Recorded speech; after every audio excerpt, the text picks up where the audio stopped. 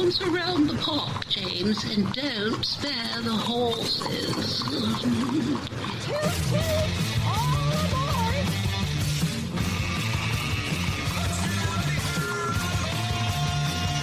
It's showtime.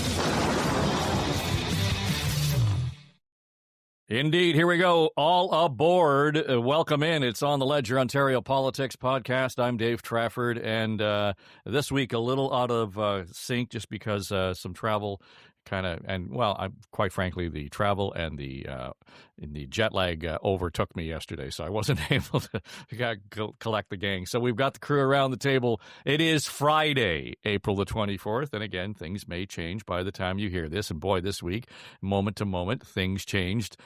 Even just barely hearing the stories as they unfolded, there was something new to talk about. So let's get to the table. John Wright is here, CEO of Canada Pulse Insights. Kathleen Wynne, the former Premier of Ontario. Keith Leslie, you hear and see him on CHTV and is a veteran observer at Queen's Park. Tim Hudak, not with us this week, but promises to be back in the chair next week. Okay, so I wanted to talk about airplanes, and I wanted to talk about the budget, and I wanted to talk about FOI.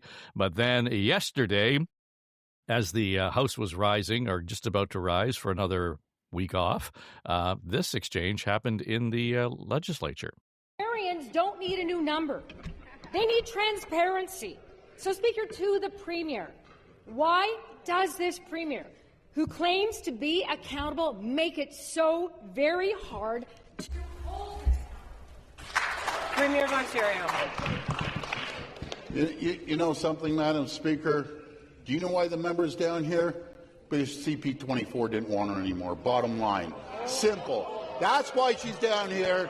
And she was just a promoter for a Liberal agenda, NDP agenda, when she was doing interviews. You think there could be anything else? That is the facts. That is the truth. Yeah, it hurts, doesn't it? It hurts when you aren't wanted. There's a reason why you're here.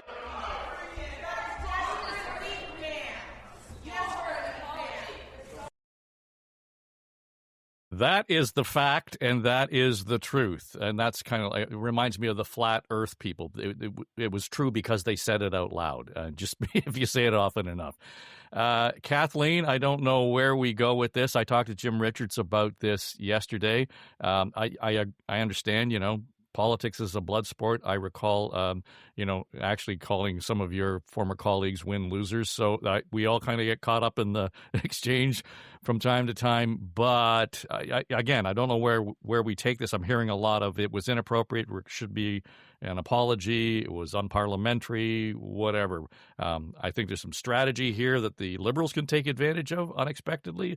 But yeah. Yeah, well, I heard Stephanie Smythe talking about this in the aftermath of what happened, and she was very professional about it. She's not taking it personally. I think the larger point is the Premier's on edge. He's not very happy right now, and everyone says he's such a charming, delightful guy. He also has a bully side to him, and that I think is what you're seeing in the House. And he has a lot of pressure on him. He's, as Stephanie said, I think the word she used was he's backed into a corner. He's getting a lot of flack about the airplane from across the political spectrum. People were not happy with that decision, and yes, he's backed down, but it's still going to stick to him. The freedom of information, we don't really know what's at stake there. He's bringing in retroactive legislation that will deny freedom of information requests on information from ministers and the Premier's office. And so he's restricting access, and we don't really know why. Like, what is it that he has to hide? It makes it look like he has something to hide.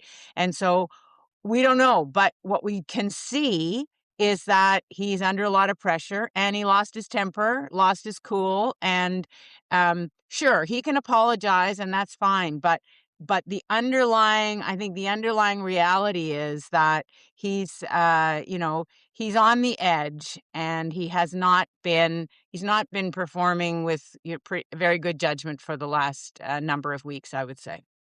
Keith, it's one of those things where in the past few weeks we've said in an unrelated news conference, and he'll make some comment and he'll kind of go off on a tangent and say what he has to say, but the tone of his voice is completely different. And the difference here is he's in the legislature, which we haven't seen him sitting there very often lately. I mean, not that they're sitting there very often, period. But the difference here is in that controlled environment around question period, he seemed to lose his temper in a hurry there. He gets that high register voice going, and he's angry or he's annoyed. And clearly, I think Stephanie said she got under his skin. Clearly, and when he reverts to the blatant misogyny, I mean, you're scoring points. And what we saw there was basically him saying she's too old to be on TV anymore, so she has to become a Liberal MPP. How disgusting for him to say that, and then to accuse her of always being biased when she was a journalist. I knew Stephanie. I'm sure you do it as well, Dave. You were probably interviewed by her, Premier Wynne. She apparently, Ford Wright enjoyed being interviewed by her when she was a journalist. I mean, so the people that used to work with her say he would, always agree to an interview with her. So this was just so dirty, underhanded, misogynistic and personal. It's just, you just don't need to go there. There's lots of ways to attack a Liberal that Conservatives should be able to just come naturally to them. But to go to that level, unless, it was some sort of really heated exchange, it wasn't. She was just doing the basic, come on, everyone's been saying the same thing. You're not being accountable. You're restricting accountability. You're not being open to the public. And he just instantly reverted to this woman is only here because she can't be on TV anymore, and we all know why. It hurts when you're not wanted.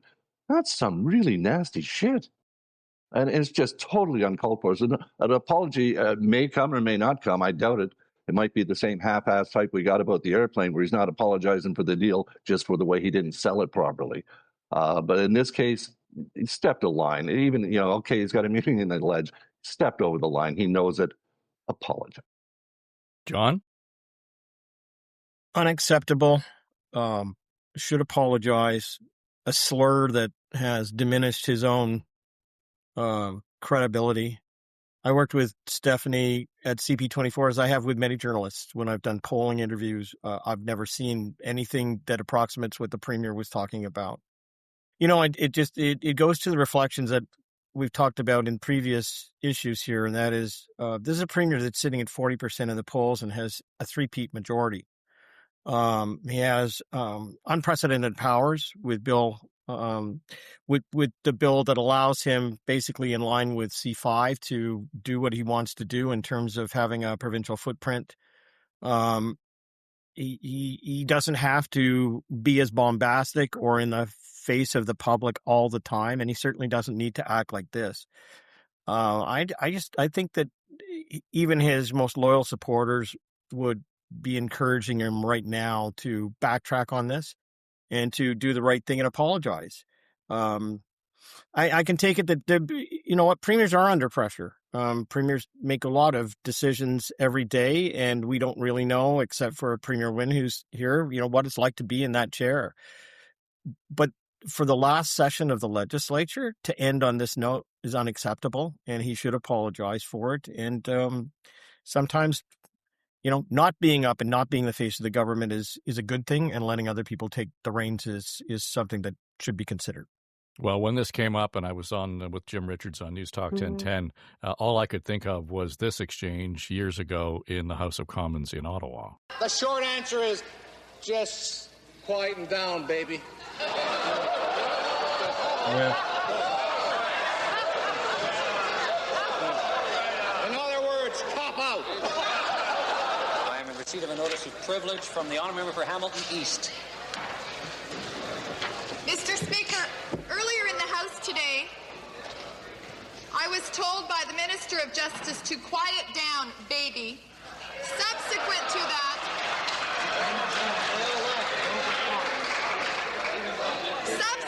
that, the self-same minister referred to myself and some of my colleagues as titmice. And I would like to inform the House Mr. Speaker, I would like to inform the House and those Conservatives who find this very humorous that I am a member of Parliament, 32 years old, elected to represent the people of my area, and I resent the comments of the minister who is responsible for the equality of women in this country. I resent his remarks in the House talking about quiet down, baby. I'm not his baby, and I'm nobody's baby, and I'd like him to withdraw those remarks. Go, And Sheila. for the record, she confronted him outside the legislature in a scrum, which you don't see very often. And to his credit, Crosby said, listen, if it bothers you, if you're offended by that, I apologize. I think you're a great member of Parliament and so on. If you're offended, yeah. Yeah. Well, no, he said, if I see that you're offended. I mean, it was a genuine apology. And she accepted it and they moved on.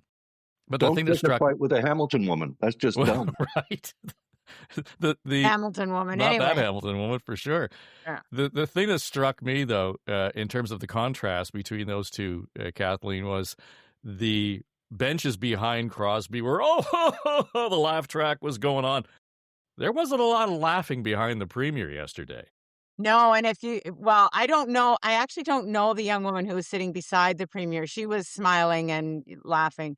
But Sylvia Jones, the Minister of Health, was not laughing. She was kind of looking down, and you're right, there was quiet around him.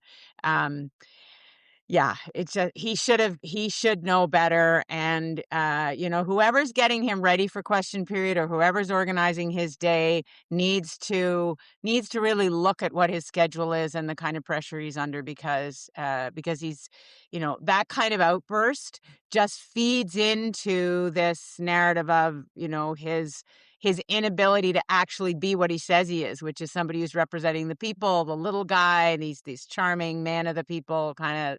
I mean, that's not what he looks like right now at all.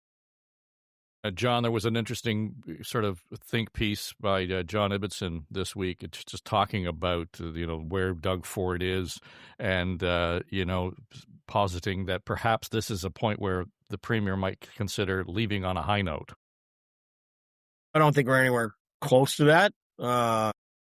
The honest truth is that if you take a look at his personal political numbers, they're down significantly. And he's running, either second last or close to the bottom when compared to every other premier in this country. And I've said that, I just said it a moment ago, and I will continue to say this, and that is that I think overexposure, and wanting to be the face of every decision in this province, and also, trying to respond to everything. I mean, he's unscripted when he goes and has a press conference, and he's constantly very, very hot. I think it's important for him to apologize and to get out of the public view for the next month or so. I mean, he can do stuff with Captain Canada, but even setting aside for a moment the policies of Mike Harris, I had a chance, of course, to poll on that in March, Mike Harris in the legislature. Mike Harris would stand up, and I know Keith and former Premier Wynne would say this, talked in a very quiet voice.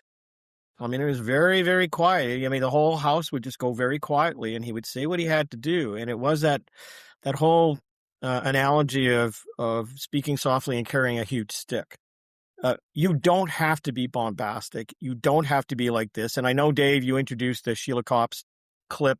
I didn't even see this as sexism. I just thought, yes, it can be interpreted that way, but it was unnecessary and beneath the office. And so I think that when the premier becomes the face of this government day in and day out, they all wear this, not just him. They all wear it. And I think it's time to maybe they've got some new people back in his office or some old people who have gone back into the office who can help manage him. But it's time to take a break. So, you know what? I mean, this is one aspect of what's going on in the province right now is how the premier is responding. And to me, because I sat in the legislature with him for 4 years between 2018 and 2022, and those first 2 years, when I look at what's happening now, he's kind of reverting to form. This is not a new persona for Doug Ford. He was incredibly bombastic all the time. There was a mean streak in the way he talked in those first couple of years. But, what's really important is we're losing local democracy in terms of our school boards. Our conservation authorities are being weakened. We're not going to have access to the same information because of the freedom of information. He's stealing land or he's taking over land in the city of Toronto without any consultation. I mean, those are the things that are really important. Now, maybe those are the pressures on him. I don't know. But those are the things that are really important to the people of Ontario. And I think that the fact that kids' class sizes are going to be higher in the fall, and we haven't dealt with the fact that we don't have enough nurses in our hospitals. Those things are going to come home to roost, and all this other stuff. This is the politics of it, and maybe the pressures of those decisions are making him revert to form. But this is not a new persona. This is who he is, and we haven't seen it for a while. But it may be coming out because of those other things that are happening, and he's getting pressure for them. Yeah, I go back to the Ibbotson column. I don't know if you read it, Keith, but the idea that, this is a point where we're getting to a tipping point, as John and Kathleen have suggested, that where, if you have to be out of sight, maybe it's time to reassess where you are and where the party is, what would it do? And John suggesting that if, Doug Ford were to retire now as Premier of Ontario and have runway for somebody else to come in, that the Tories could be formidable enough to sort of take off and look at the, big blue machine that was in Ontario for 40 years. I don't think his consideration at all would be giving enough runway to the guy coming in behind him. It would be about when it's going to serve his timetable, his schedule. And there's always that talk, and I've never really bought into it, but there is talk that he does have his eye on the federal job. And it's apparent that's going to be coming open sooner rather than later. I truly don't think he would go for it, but I think his ego might convince him he should try. And there'll be those around him who are doing that. But the idea of him just, picking a date that I should give it, my progressive conservative successor at least 18 months to establish themselves and, lead the government into the next election, I don't think that will enter his mind. He wouldn't want to see the government defeated, but it's going to be about what's best for Doug Ford. It's Ford Nation after all. We don't hear much talk about a PC government. We hear it's all about Ford Nation and what they're doing for us. And to John's point, it's always him out front. And perhaps because they're his decisions that are the ones that cause the most problems. I mean, watching the finance minister, Westmanthal, be trying to defend the plane thing this week, he did not look comfortable. Because there is no defense, and we still haven't seen any document. We'll get to that plane thing, but I'm just saying, for Ford being front and center on all these things, it's because he's the one doing it. I can't imagine that the whole freedom of information thing, that this retroactive going back, it came from the caucus or it came from constituents. I just don't believe that. It came from the Premier's office. And when I found out, I didn't realize this, that the Global News, who's been fighting for the Premier's cell phone records all along, and we know government business was being conducted on cell phones, they specifically asked for a week when the Greenbelt lands were opened up. That would be an interesting week to see who the Premier was talking with and what was said in those text messages, and the housing minister and his chief of staff. I mean, boy, so they're going to retroactively, well, they've done it. The legislation's, it was in the budget bill, the omnibus bill, and it's passed. I don't know if it's had royal assent, but it's a done deal. Those FOI requests are just going to die on the vine. That's it. So what was he hiding? And that's specifically, what was he hiding about the Greenbelt, that the communications prompted this sort of way overreaction, Ontario taking much tougher action on a freedom of information law than anybody else. I mean, he's portraying it as just updating it. It is not. It's much more draconian than anything else in the country, and they know it. What are they hiding? And this really, really makes you wonder, what indeed are they hiding? Well, and that was all part of it, and we talked about this a couple of weeks ago, the idea that, we rolled the FOI legislation into the budget. It became this huge, ungangly ball of legislation that if you voted against this part of it, you were voting against something that was good for the people. And, politically, it makes sense. But it really has kind of taken hold, and everybody's talking more about the FOI than we're talking about any of the measures, the financial measures that are in the budget per se, good, bad, or otherwise. And just to be clear, We talked about this about, 3 weeks ago. Jessica Cross-Smith was on with us. She's the editor-in-chief at the Trillium. And at that point, noted that the Premier was talking about modernizing FOI. And Jessica kind of contextualized it for us, exactly what this means. Folks, listen to this stat. We get 75,000 FOIs. That's more than the entire country combined. Something's wrong with that. We have full-time staff getting paid a lot of money, not only in the bureaucracy, but also in our office. All they do is do FOIs. Something's broken when we're getting more FOIs than anyone in the entire country. The last thing he said about the 75,000 requests is actually not correct. That's not just the provincial government. That's also every single municipality in Ontario. So that was a bit wrong. But maybe also not. Yeah, it's more like 28,000, I think. But there are full-time staff who have to deal with these requests. Now, there are a lot of different types of requests out there. People who are involved in business and law do them routinely for certain real estate issues. MMAH is the biggest ministry because that's a normal thing. The issue between the really sensitive political requests, which is what he's changing, and the vast number of requests that happen. So those sensitive political requests, the ones that are from media and opposition parties, are the ones they're targeting with these changes. And when he says that he's following the rest of the country, that's not accurate either. Our Information and Privacy Commissioner came out with a really helpful chart yesterday that showed how Ontario's changes, in her opinion, what they've described, would be actually more exempt the government more than any other jurisdiction. So the way the law is written, some of them don't necessarily name the minister's offices as targets, but the way that the law has been interpreted by the courts in which they have to follow actually makes records that are housed by those ministers' office accessible to the process if they would be accessible through the ministry. It's technical, but the point is that he's wrong when he's saying what we're trying to do would bring us in line with the rest of the country. The IPC says it would be more draconian. So let's go there. So, and I think when we look at that, and again, it's very technical, but there's very specific details around that, John, where the legislation is overreaching for one thing, but the other part of this is, and the damage for the government is all the general public is hearing is he's closing the door on everything, and there didn't seem to be any willingness to sort of back up on that. There was no committee meetings, there's no public consultation, nothing. And when you consider the reaction that what sounds like a process story got in the general public, I tend to think this is going to stick for a long time, a lot longer than they're going to want to have to explain it away. Well, I suppose it can stick, but it's more to a character issue in a campaign. I mean, let's step back for a moment and remember that the next election, at its very at the end of the runway, we keep using a great analogy given the events of today, at the end of the runway is 2030. I mean, for John Ibbitson to suggest that it's time for Doug Ford to leave the room, he's just entered it, right? He still has lots of time left there. The second thing is the polling that's been done shows that his government is sitting at 40% in the polls. And yes, some polls are portrayed as, he's slipping, he's sliding. Well, that's from his Captain Canada days. But he is exactly where he was for all of the elections that he's won a majority.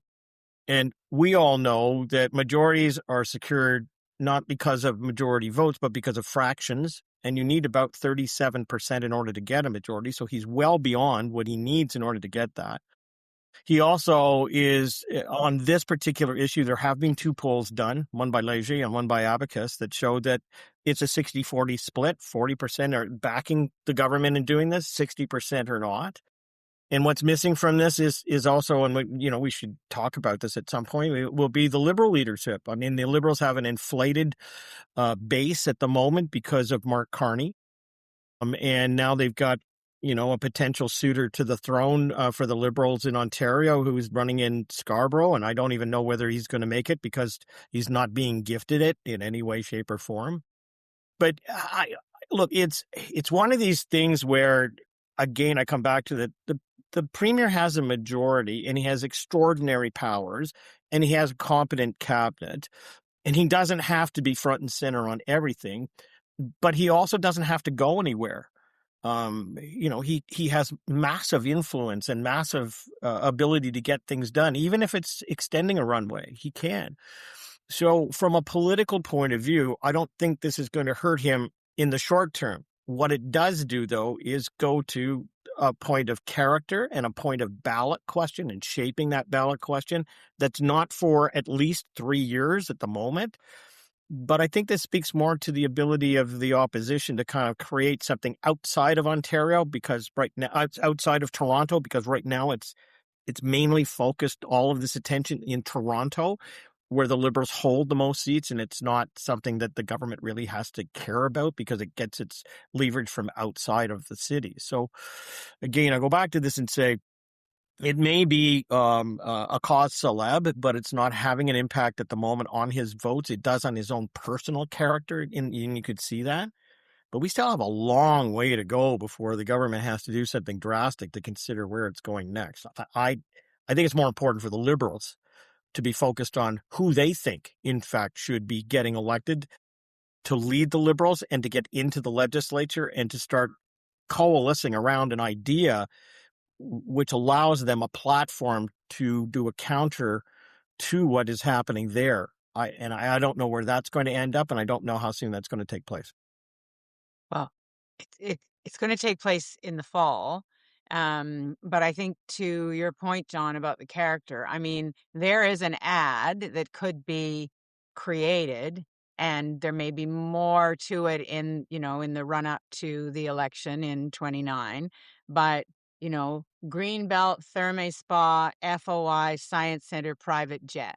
I mean, those words conjure an idea of the man, and obviously they'd be expanded or whatever, but there's a sort of collection of things that can be put into a basket that say, this guy is not in it for you. He's trying to be secretive, so he's not transparent, and his judgment is not good. So I think that those things, if they don't stop compounding, no matter what the Liberals do or the NDP, he is going to be carrying that stuff into the election.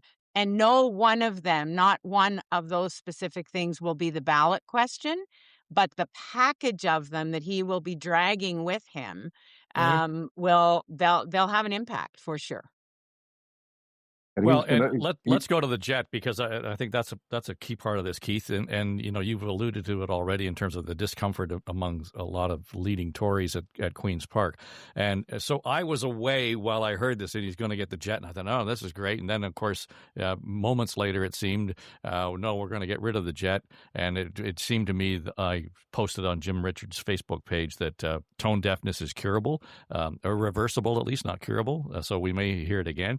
But then I heard him explain, that is the premier, why he decided to change course on this. We took possession last week. I immediately sent that message out to the media. I heard from the people, and I'm the premier that listens to the people. If they don't like something, I'm not too shy to change my mind and say, okay, this isn't the time. When I took office, I sold the 2 planes. I think people didn't think that premiers had planes. They've had planes ever since the inception of premiers flying on the plane.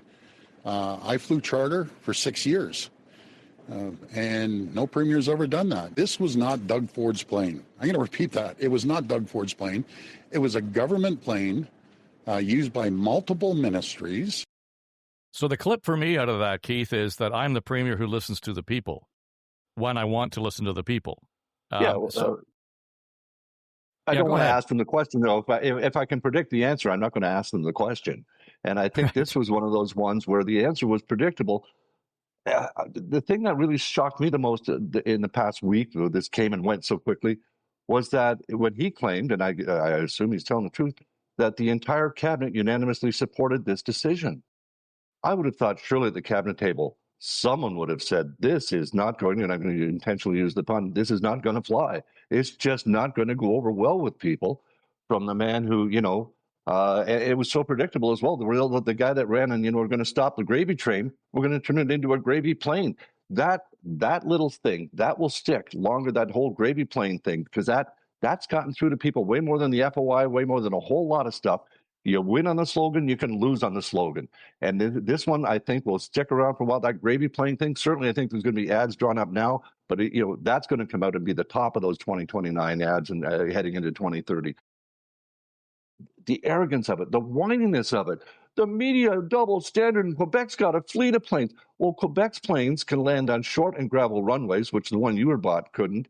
The Gulfstream he got, that luxury, it was a luxury billionaire's play toy.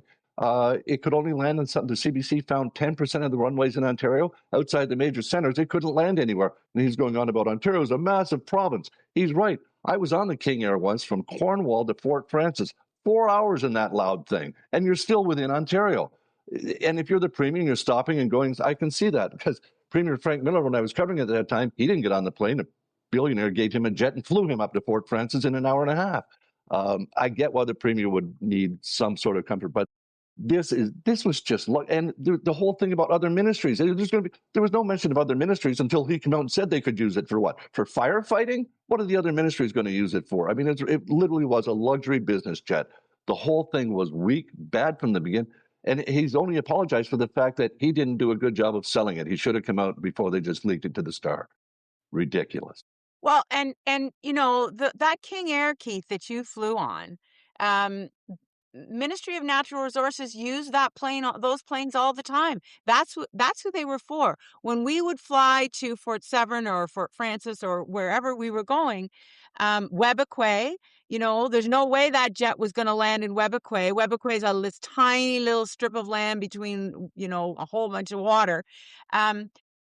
There was just no reason that he needed to have this jet. And, when we say you can understand why a premier would need comfort, well, I was a premier. I flew on the King Air. It was a means of transportation to get from point A to point B. It wasn't about my comfort or my sensibilities, So the whole thing was just so out of line and so ridiculous. And as you said, Keith, he didn't talk to the people before he bought it. We all found out that this had been done after the plane had been bought. So there was no sort of consultation about whether this was necessary. It was, it was a vanity project. He wanted it. And in that rant in the legislature, when he talked about being the only premier who's never used the King Air, is never going to use the King Air, whatever, that was all in the context of wanting to retrofit one of the OPP vehicles so that it would be more comfortable and whatever, a man cave. I have no idea.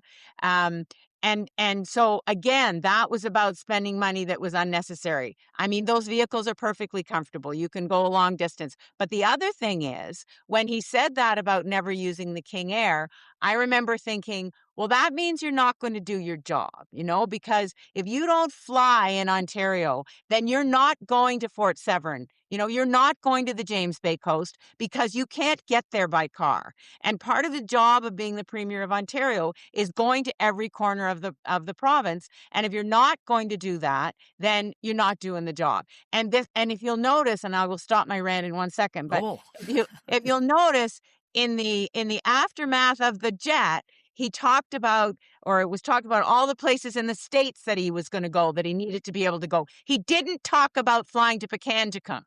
So that's not what this was about. So, and I'm glad you brought that up, because I just did some research, John, and I looked it up. And so the Challenger 650, or what I think it was, that's what they're talking about, to rent the flight to do a trip to Houston from Toronto would have cost about $21,000 one way. Okay, so then I looked up what's the maintenance cost on the Challenger, a used Challenger. It's about $1 million a year. You could do 50 one-way trips in a year for $1 million that you would have spent on maintenance while the thing was on the ground, if he really needed to do it. And by his own admission, he said he wouldn't use that jet 100 times a year. So this whole thing has sort of blown up in their faces, and it's an own goal.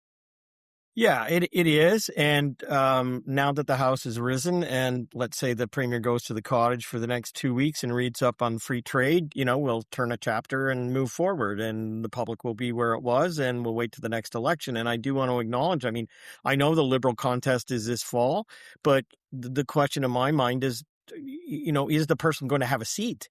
Are they going to actually get into the legislature? Are they going to be able to bring the disparate nature of the Liberal provincial party together in order to form, an effective opposition? I don't know that at the moment, and I've only seen two potentially visible candidates. Is that the way to put it? Potential visible candidates at the moment. I don't know what the bench strength is going to look like for that. Look, I come back to this and say that the Premier has the next 3 years to decide what he wants to do.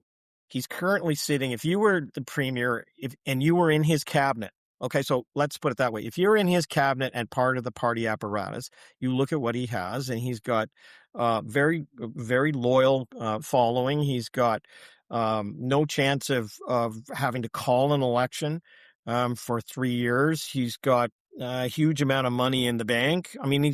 It all lines up. There's no reason for him to go anywhere, to do anything, but there's also no reason for him to be petty and to be getting into situations like this. So it goes back to the whole nature of what the Ontario government is about, and that is it's about transactional retail politics. He's focused on Toronto. He's focused on doing things here as opposed to the grand legacy that he might have, much like Dalton McGuinty had and former Premier Wynne did, when it comes to education. That's kind of, where they were, pushed all of their efforts. So I come back to this and say, I'm not sure that this does a lot of damage to the government standing in the polls right now. I think the focus I'm going to be looking at is who's going to lead the Liberals next. That to me is the more important thing, because this was so off brand for Doug Ford. The Liberal thing is important. I agree, but this was so off brand for Doug Ford, and that no Conservative told him that this we're going to hear from our constituents. They're going to go up in arms.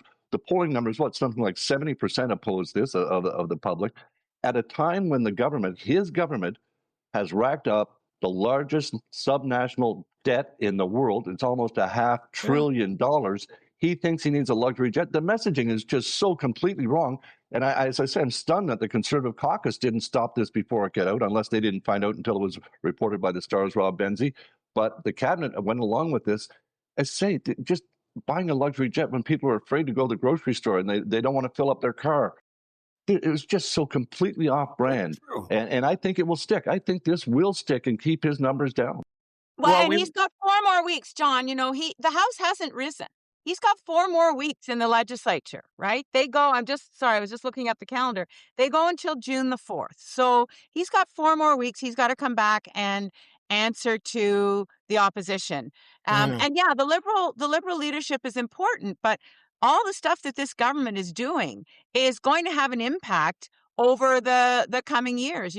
Those last 2 years, so he's got another year, but I can tell you those last 2 years in the run up to an election go very, very quickly for a government. It flies by, and whatever he's doing now is going to, it's going to stick.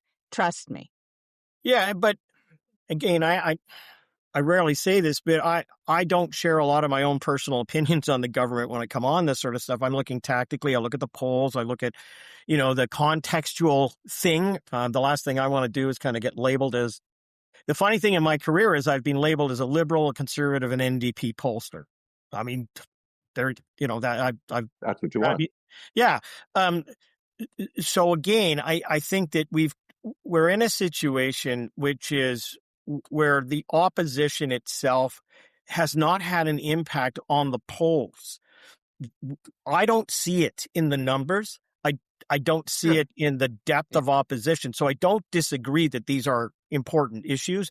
And I do agree that this is character shaping. There's no question that there's the essence of a ballot question there.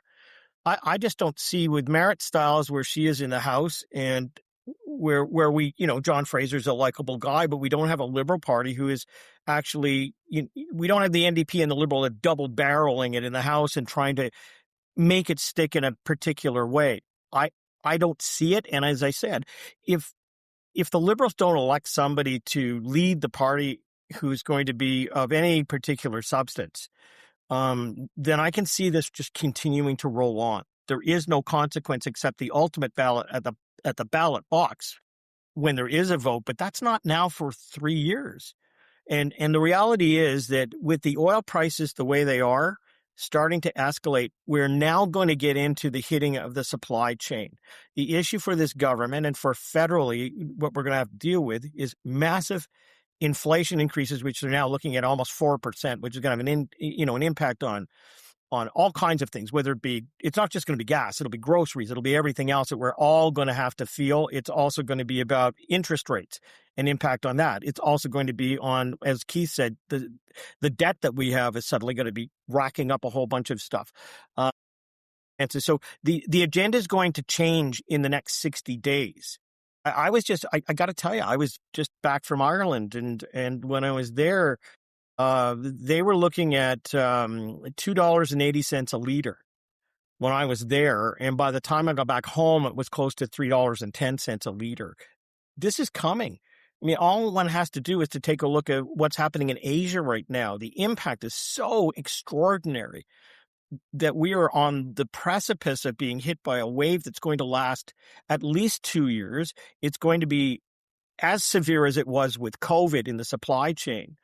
And it's just about to hit us. So the agenda for this government and for the federal government is going to change very, very quickly. And so, yes, planes that speak to luxury will play into that. But the agenda is about to change, especially even with the free trade discussions that are about to start. So I think we're just going to see the page turn very, very quickly, and the government reset. They're going to have to. The issues are going to change. I want to get into the Liberal leadership potentials in a second, but just to your point, John, we were in Portugal recently, and the gas prices there were €2.14, and the exchange was $1.75. So the cost of fuel, just for cab drivers and everybody else in some of the European countries is exorbitant. So, you look at your $1.75 here in Toronto this morning, it's a real bargain, relatively speaking. Just back to the opposition. I know we're focusing all on the Liberals because they got this bounce in the polls, John, around, and I think rightly so, you're suggesting it's a Carney effect. But I want to talk about what I'm noticing from the NDP at Queen's Park. Chris Glover and Marit Stiles have been relentless in terms of their pounding away at the government outside of the House. And I say this because last year at this time, we were talking about the aftermath of the provincial election. And during that campaign, I was watching very closely to see how the parties were behaving online on social media. The Liberals and the NDP were almost non-existent. Every once in a while, something would pop up on Twitter or Facebook, but there was nothing really there of substance. On every platform, Doug Ford was showing up daily with something that was going on, and that was even before the election. So the reach of the Tories was extraordinary from that perspective, and they were getting their messages to the audiences that they wanted. Fast forward to the last few weeks.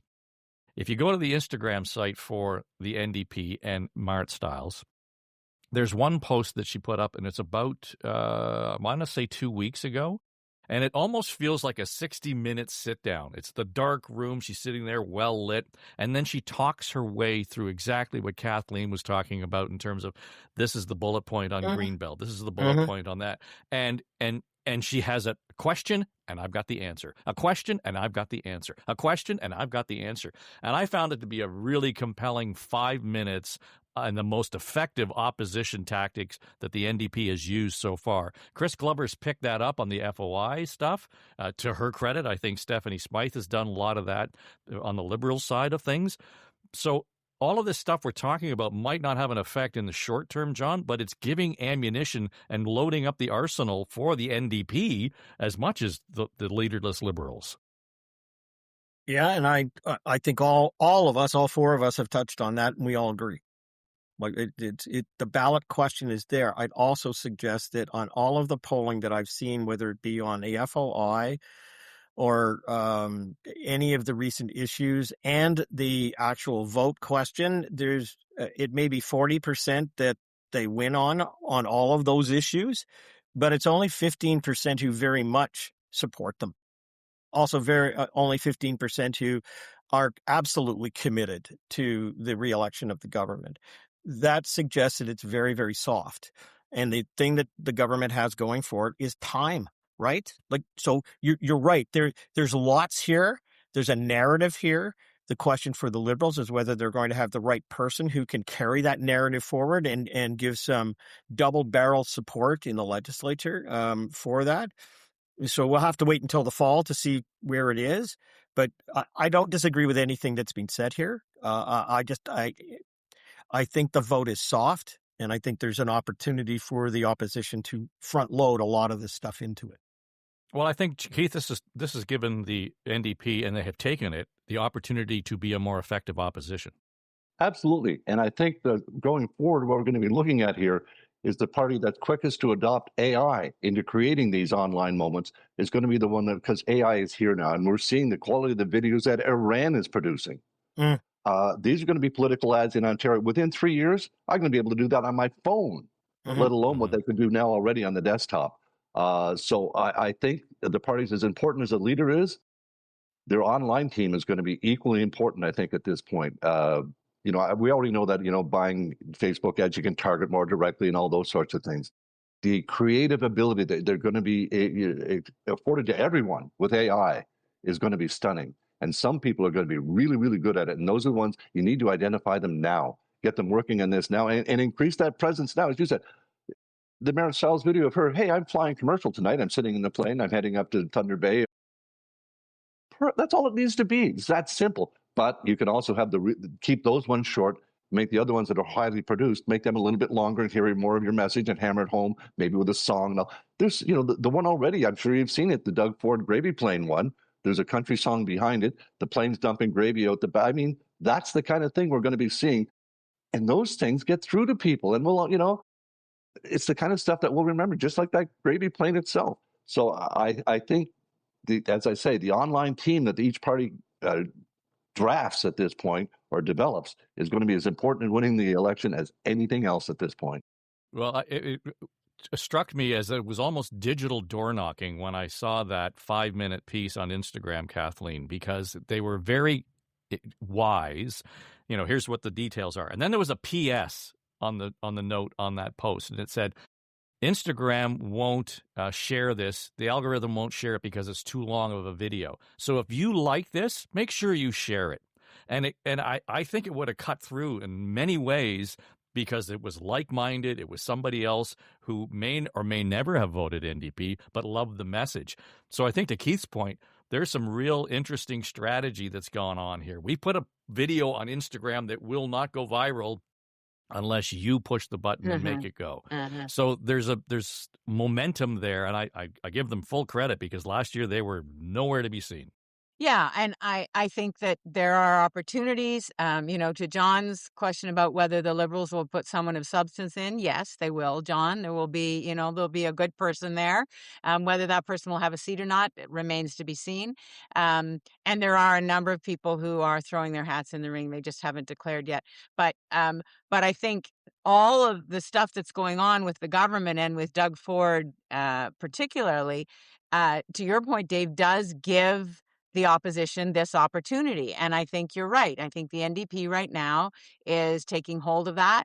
But I'm hearing Liberal voices too. And I think that Stephanie Smythe has done a good job in terms of the freedom of information stuff. And quite frankly, yesterday created another golden opportunity for her. And there was a video that she put up. And so I think their teams are jumping on these things. But the point is they are there to be jumped on, right? This stuff is being created. These mistakes are being made by the government, and their modus operandi is really suspect and has been, and that is a message that's coming through. Well, it was interesting. I heard Stephanie on the radio this morning talking to John Moore about the outburst in the legislature this week, and what it gave her the opportunity as well to do is not just talk about the FOI. Then she rhymed off all of the other issues, the Skills Development Fund, the Greenbelt, and all of these other things. So it opened up an opportunity for the Liberals to actually have, or the opposition in general, to control the narrative. Let's get to the Liberal leadership. Yes, it's coming up in November the 21st, but there is finally one first official candidate, and I gather Dylan Miranda worked in your office at one point, Kathleen? Lovely, lovely, lovely human being. Yeah, Dylan is terrific. He worked in Ottawa as well. He's a young guy. I think he's 38. But he will be a really interesting voice to have in the mix. He's got a PhD in political science. He's a policy wonk, and he's in it for, I will say, all the right reasons.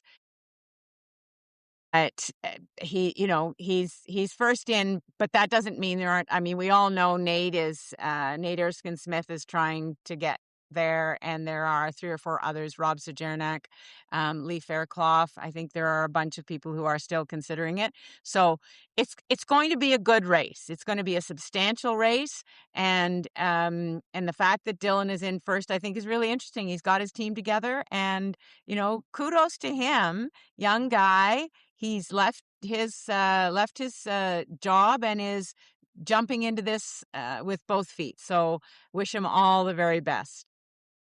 And Keith, Navdeep Bains made headlines by stepping away from Rogers. The glaring speculation being that he's preparing his run. So everybody's getting their ducks in a row here. Absolutely. It's time for them to start coming into the race. Dylan being the first one, it's smart for him because he doesn't have the profile that some of the others are going to have. So at least this gets him a couple of days publicity, just being the first in and being organized enough to have the money and the signatures and everything ready to go. It's a brave move. Whether he'll get there, I noticed in the story that he did say he wanted to continue in the governance style of Dalton and Kathleen Wynne. That was very interesting. And it's, he's laying out what he wants as a platform, or where he wants to give the party a base of what his thinking is. And I think he has a lot of appeal. Is he the young Dalton that some have suggested? I don't know. If there's 2 head runners that go bang to bang and knock each other out, could he squeeze? Who knows? In leadership races, I mean, they're always entertaining. But I think it was smart of him to be first in, and then we'll see the bigger names coming, including Navdeep Bains and Nate Erskine-Smith. I guess if he wins this, anyway, I'll let him announce what he's going to announce. Dylan's a unifier, Keith. He, the reason he would say he wanted to follow in, Dalton and my footsteps is that there are people who were Dalton people who didn't like what we did, and so thought I went too far to the left, whatever. But, I was continuing a lot of the work that Dalton had started. So I think Dylan was sending a very clear message to the party that he's going to build a tent that's going to include everybody who has been working for the last 25 years, 30 years on that policy. And he talked about I don't think he used the word incremental, but he said, not a revolution, but a renewal, and I think he's taking a really interesting approach and will kind of set the tone for some of the others coming in. Well, John, if in fact he prevails, I hope he does it in shorter order than Dalton McGuinty did with his leadership convention. Yeah, 4:30 in the morning. Yeah. It was a little late that night. That's for But sure. even, you know what, though, the premier was asked about, the possibilities, and his answer, again, kind of off the cuff. I don't know how appropriate it was. I don't care who runs. You could run Mickey Mouse against me, Donald Duck. I don't care. I'm focusing on Ontario. Okay. I'm not sure we would expect anything else. But the idea that the question around whether Nate Erskine-Smith even wins the seat in Scarborough Southwest. Yep. I mean, remember, the Liberals finished third in the last election there. So this might just be a fire and he flames out entirely. Yeah, well, you know what? There's something to be said for local candidates versus people who are not local candidates, right? And if you have have lived in Scarborough or gone to school in Scarborough like me, you know the communities. So it'll be it all comes down to who sells the most memberships.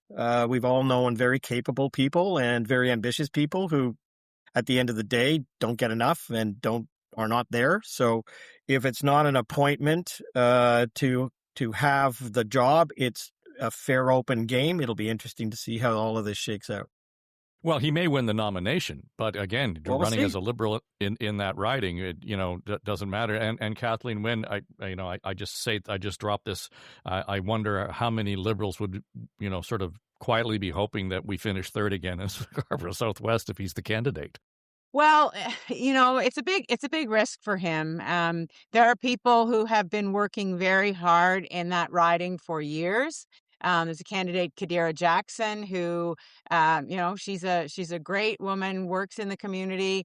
And so he's seen as a carpetbagger for sure. And that's not a good start.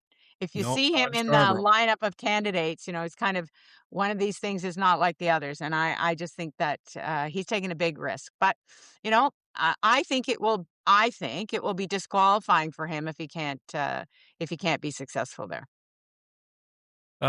Just to close, this past week, we will look south in terms of what happened with the Iranians and the Americans, and everybody talked about Taco Tuesday, and I suggested that it's not taco, it's Trump urgently reverses direction. I've used that before.